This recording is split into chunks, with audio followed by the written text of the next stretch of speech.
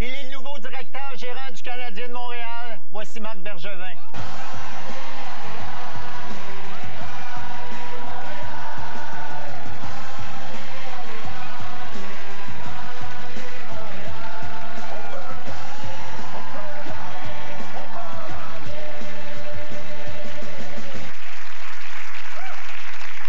Marc Bergevin, bienvenue à Tout le monde en parle. Merci beaucoup. Mercredi dernier, vous êtes devenu le 17e directeur général du Canadien de Montréal. Vous avez grandi à Montréal, dans le quartier Pointe-Saint-Charles, mais vous avez quitté le Québec il y a presque 30 ans. Vous avez joué dans 8 équipes de la Ligue nationale de hockey. Avez-vous l'impression aujourd'hui de rentrer à la maison ou d'avoir été échangé une fois de plus? Rentrer à la maison. Mais ça fait quoi revenir au Québec après 30 ans? Êtes-vous encore un Québécois? Toujours. Faut pas t'oublier d'où tu viens. Puis moi, je suis un Québécois, un Montréalais. J'ai joué mon junior à Chicoutimi. Tu ne peux pas être plus Québec que Chicoutimi. Ouais. Alors, je suis très heureux de revenir à Montréal. Vous êtes maintenant vice-président hockey et directeur général du Canadien de Montréal. C'est votre premier contrat comme directeur général, mais au cours des 7 dernières années, vous avez occupé plusieurs postes avec les Blackhawks de Chicago.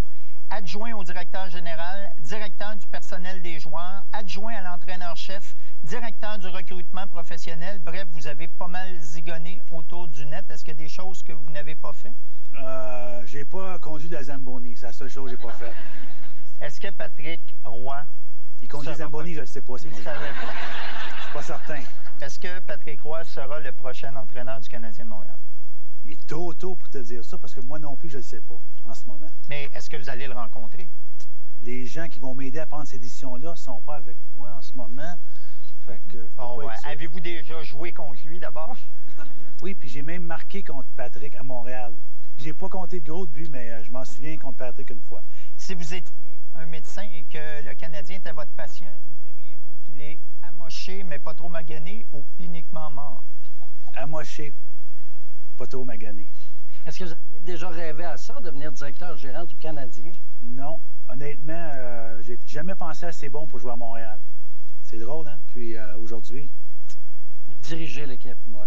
Vous l'avez dit, ça, en 1992. Manon. J'ai jamais vraiment pensé à jouer pour le Canadien parce que, sais-tu quoi, je vais te dire la vérité, j'ai toujours pensé que le Canadien, que j'ai jamais été assez bon pour jouer le Canadien de Montréal. Ah oui? Oui, j'ai dit, j'ai été repêché par Chicago, j'ai été échangé à New York. Dans le fond de moi, oui, j'aimerais ça jouer pour le Canadien. J'ai toujours pensé, mais profondément, je me suis dit non, je pense pas que j'ai le talent, j'ai ce que ça prend pour le Canadien. J'ai toujours mis le Canadien d'une classe à part. C'est ça la raison. Ça, c'était le but contre Patrick Roy. Oui, ah ouais. Exactement. C'est un des seuls que j'ai compté. Mais c'est un beau but. Ouais. Les journalistes sportifs, c'est toute une faune à Montréal. Le tourbillon médiatique depuis votre nomination est très intense. Vous êtes désormais sous les feux de la rampe. Est-ce que c'est plus gros que vous pensiez? Je ne pouvais pas m'imaginer à quel point. Même encore, je ne réalise pas. Ce matin, je suis sorti de l'hôtel pour aller déjeuner, puis des klaxons. Puis, non. Ouais. Non, ça, c'est les étudiants. Ça. Ah, c'est les étudiants. C'est bon pour les partisans d'avoir des joueurs auxquels ils peuvent s'identifier. Donc, c'est sûr que si on a des Québécois dans l'équipe, on va être content. Mais est-ce que ça change vraiment quelque chose sur la glace?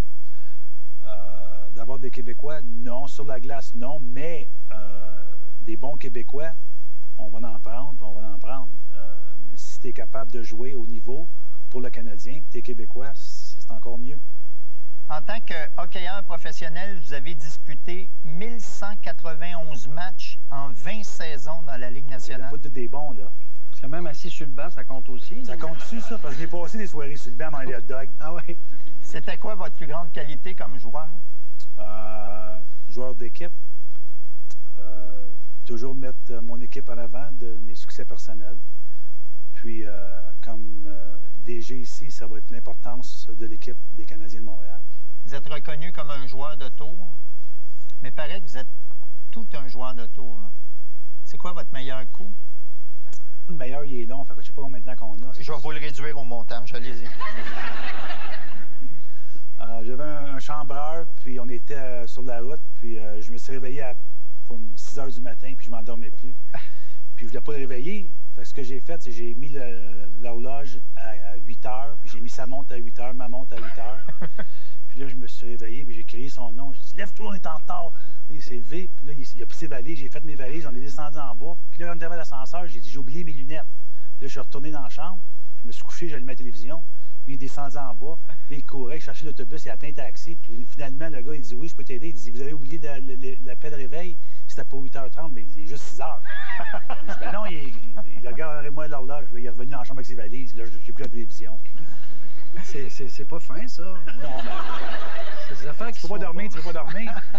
Au cours de votre carrière, vous avez joué pour les Hawks de Chicago, les Islanders de New York, les Whalers de Hartford, le Lightning de Tampa Bay, les Red Wings de Détroit, les Blues de Saint-Louis, les Penguins de Pittsburgh et les Canucks de Vancouver. Ça fait beaucoup de chandails. Est-ce que vous les avez tous? Si tu avais nommé ceux que j'ai pas joués, ça aurait été plus vite. Oui, je les ai tous. Je pouvais pas résister, vraiment. Je pouvais vraiment pas résister. Je pouvais pas.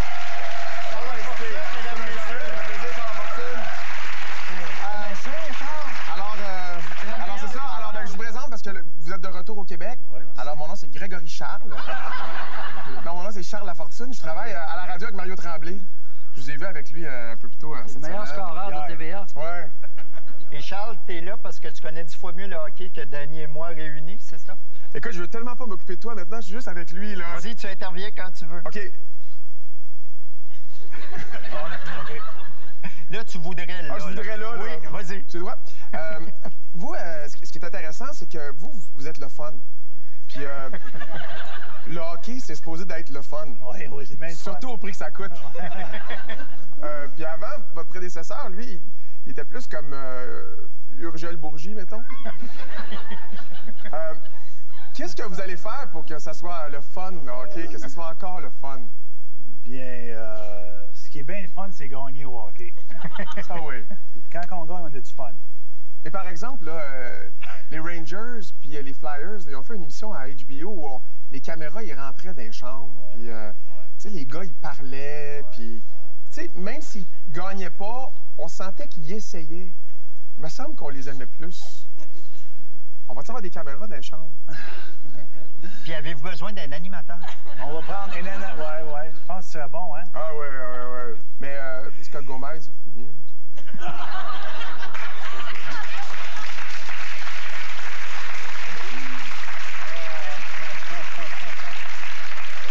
C'est une chaise électrique, ça. C'est pas bon ça, hein? Non, mais je vais vous avouer, moi, j'ai presque compati avec Scott Gomez l'année passée. Je trouvais qu'il faisait vraiment pitié. Un Ouais, but en vrai. 1 an, là. À 7 millions, il faisait pitié. Ouais. C'est vraiment généreux. Votre famille est américaine? Femme et enfants? Mes enfants ont les deux nationalités, canadiennes et américaines. Ils sont pas contents du déménagement, là. Non. C'est arrivé vite, non. Ben, c'est normal. Comment ils ont pris ça?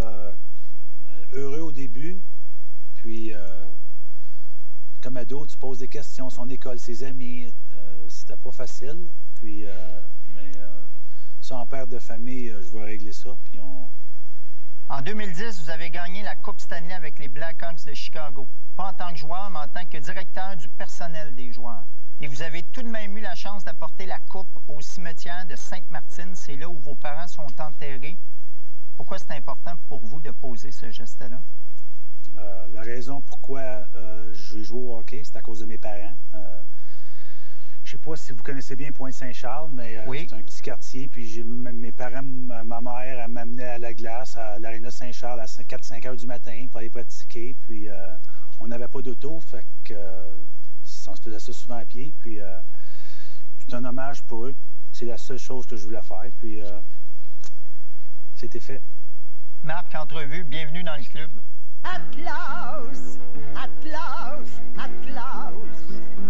Grosse vedette au Québec, Les ça. Canadiens. C'est normal, amour. Oui, normal amour. Ça, vous avez raté ça, mais c'est pas l'affaire la plus intéressante Non. que vous avez ratée. Ça devrait jouer là-bas, là. Normand Lamour, c'est un chanteur? Oui. Ben, ouais, on peut dire ça. Ben, il y a une grosse production. Il enregistre. Oui, Une grosse oui. production. Mais la chanson, il sait comment elle commence, mais pas toujours comment elle finit. Vous devez convaincre un joueur autonome de signer à Montréal une équipe qui est presque en dernière place cette année. Quels sont vos arguments? Montréal, c'est la capitale du hockey. Les amateurs ont une passion. Puis, je ne peux pas voir une meilleure place que jouer qu'à Montréal. Des contrats de 10 ans et plus à 7 millions par année pour un joueur, est-ce que c'est une bonne idée? Tout dépend du joueur. Il y a des exceptions à la règle. À Chicago, on en avait 2. Puis, je peux vous dire sincèrement, ici aujourd'hui, que si ça serait à refaire, ces 2 joueurs-là, je le referais. Est-ce que Carey Price pourrait avoir un contrat de 10 ans? 10 ans, écoute, je ne suis pas rendu à ce dossier-là encore. OK. Repêcher un joueur russe, est-ce que c'est devenu risqué? C'est toujours été risqué depuis que la Ligue continentale existe. C'est une chose qu'on voit quasiment toutes les années, des joueurs qui décident d'aller jouer en Russie, où il y a toujours un risque, oui. Et pourquoi ça arrive souvent que des joueurs à Montréal ont des carrières so-so, puis qui s'en vont ailleurs, puis qu'après ça, ailleurs, Oui, c'est ça fâcheux, marche? ça. Tu sais, John Leclerc, on a échangé Desjardins, on s'est débarrassé de Vincent Danfous, de Pierre Turgeon. Pourquoi? Il y a trop de pression à Montréal?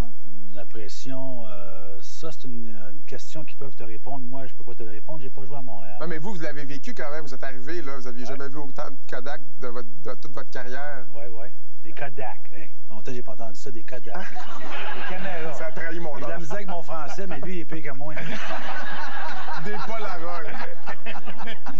Mais vous trouvez ça impressionnant? C'était un choc? Je pensais que j'étais nerveux ici aujourd'hui. Il m'a frappé, c'est vraiment cool. Là. Hier, j'étais nerveux, j'étais comme ça, oui? je shakeais, ouais. Mais pas là, c'est bon. C'est pas pire, là, tu sais, c'est plus dans mon milieu, tu sais, c'est Ah ouais, relax. À travers la Ligue nationale, quelle est la réputation de Piquet Souban? C'est un très bon joueur de hockey qui apporte beaucoup, qui peut changer le rythme d'une joute avec un seul chiffre. Moi, je ne le connais pas bien, honnêtement. On s'en parlera peut-être dans une couple de mois. Quelle est la réputation de Carey Price? Un très bon jeune gardien de but. Un gardien que sont difficiles à avoir, des jeunes gardiens comme ça, à l'âge de 24 ans, avec, je pense, 4 ou 5 ans d'expérience. C'est pas commun. À quel âge un gardien de but dans le national, ça devrait être à son summum? Le summum, ça commence 25, 24, 25, 26, mais tu vois Smith à Phoenix, il y a 30 ans, puis il commence, là. Mais vantez-les pas trop vers Carey Price, il faut négocier avec. Non, tu me poses des questions, je te réponds. Quelle est la réputation de Scott Gomez dans la Ligue nationale? On jase. On jase. Moi, je le connais un petit peu. Pendant que je jouais, il jouait. Là, il ne joue plus, puis vous non plus. Très gentil. Souriant, gentil. Bonne personne. Ben, ça vaut cher, ça. Ah ouais. Pour les joueurs de hockey, quelle est la réputation des Nuits de Montréal? Il y a des villes pires que ça, je pense, que Montréal. Comme? Comme New York, Oui, quand même. quand même, oui. Oui. Los Angeles. Oh, j'ai vu un petit sourire ici, l'œil s'allumer. Qu'est-ce On qui a se eu des passe à Los souvenirs de Angeles? plaisir dans vos yeux. Là. Oui. Mais il fait chaud à Los Angeles pour ça. Qu'est-ce qu'on fait avec, si ça arrivait aux Canadiens, un joueur comme Radulov? Moi, c'est du gin, hein, je vous Ok, avertis. c'est correct. C'est pour ça que je le veux. Radulov puis Kostitine, qui était dans un bar à Ouais. 4 h du matin alors qu'il jouait à 5 h le soir, donc à peu près 13 h avant game. Ouais. Qu'est-ce qu'un directeur général fait? Il en discute avec son entraîneur-chef, puis l'entraîneur-chef va prendre une décision que son gérant général va supporter. Est-ce que le directeur général pourrait être porté à les échanger? Écoute, si ça arrive une fois, c'est un accident. Si ça arrive 2 fois, c'est un problème. Pour ou contre les bagarres au hockey? Je pense qu'il y a une place pour régler nos comptes. J'aimerais mieux que 2 hommes se fassent et qu'ils règlent le cas que comme ça ou comme ça. Puis des commotions cérébrales ou dans le dos. Je pense que ça, c'est pas... c'est plus dangereux. Avez-vous eu beaucoup de bagarres dans votre carrière, vous? Je n'ai eu 55, puis là 56 quand que je sors tout à l'heure. Oui, mais il est grand debout, vous allez voir. Dans votre équipe idéale, est-ce qu'il y a nécessairement un goon? Un goon? Oui. Les goons, l'état des goons, je pense que c'est parti. Il faut que tu sois capable de jouer au hockey. Il faut que tu t'amènes quelque chose plus que juste des bagarres. On a une petite tradition ici, je vous ai écrit une petite carte, vous nous lisez ça. C'est pour vous souhaiter la bienvenue. OK. Avec le grand nombre d'équipes que vous avez fréquentées, vous auriez le droit d'avoir le Canadien tatoué, non pas sur le cœur, mais sur une fesse. Monsieur Bergevin, est-ce que vous restez avec nous? Malheureusement, je dois quitter. J'ai une pile d'épaisse comme ça sur mon bureau, des CV pour l'entraîneur-chef des Canadiens de Montréal. Puis la première CV, c'est Guillaume Lepage. Ah, ben Charles, toi, tu peux... Moi, je peux dire l'eau. Moi, je m'occupe de l'eau. De l'eau? Oui, parce qu'ils se font jamais mettre à la porte, les gars qui transportent l'eau. Ils restent longtemps. Rarement, ils peuvent rester là longtemps. Vous Toi, cherchez Charles, tu quelqu'un restes pour ici? Youpi? Moi, je reste là, oui, puis je ne sais pas à l'eau tantôt. Non, mais toi, tu es notre prochain invité, de toute façon. OK. On te réinvite, mais dans 5 minutes. Alors, merci, M. Bergevin.